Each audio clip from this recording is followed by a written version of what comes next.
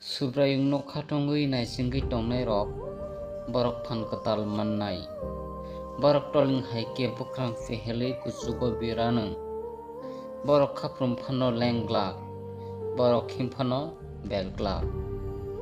Jisaya chapter 40 verse 31. Borok samung tama rok chukya unglak ewa borok ni bosarok digi sigi manjakna hinui asaklak. Tamokhe borok subrayungni hamari manjak bosong tei borokni chirai rok bo borok bai baksano hamari mannai. Jisaya chapter 65 verse 23. Borok langma rogo hamar kuplung khe tongnai bini bosong rok hammannai. Lobmung number 25 verse 13. Tamokhe koinini rok hanom mannai tei kwbangma khe hammarui mannui borok kirimung kwrui khe tongnai. Lobmung number 37 verse 11.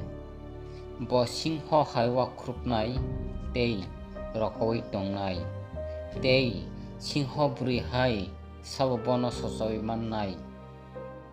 Nono hamari rwnai bobo hamari mannai. Nono swrainai bobo swraimung kuplung wngnai. Lekhamung chapter 24 verse 9. Tei borokni bosong dopharokni bisingo tei borokni bosarok borokni bisingo sinijaknai. Borokno noknai bebak borok ma sabono borok subrayung bai hamari rijak bosong hinui saui mannai. Jisaya chapter 61 verse 9. Bini bosong rok hau phankrak wngnai sutrang rokni bosong rok hamari mannai. Lobmung number 112 verse 2. Borok subrayungni aroni hamari mannai tei bono mwthangnai kaitoni aroni kahamno mannai. Lobmung number 24 verse 5. Bo langma rogo hamar kuplung khe tongnai bini bosong rok hammannai. Lobmung number 25 verse 13. Borok tui rukungo kaijak bopang hai bini yerung tuisa bukhak suklaio abo satungtung phlaui phaifano kiriklak. Bini bulai rok khwrangsaui tongnai.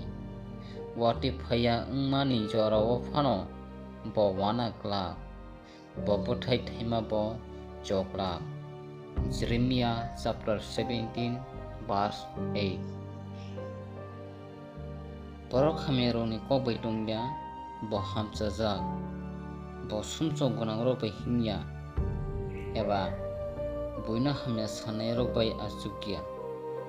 Tamokhe subrayungni raida bai se tongthokjago tei hor sal subrayungni kerungno kaisongui uanchugo. Bo tui rukungo kaijak bopang hai bo bini jorao bwthai thaio tei bini bulai rok kormo saya. Bini samung tama rok chasabaio. Lobmung number 1 verse 1 to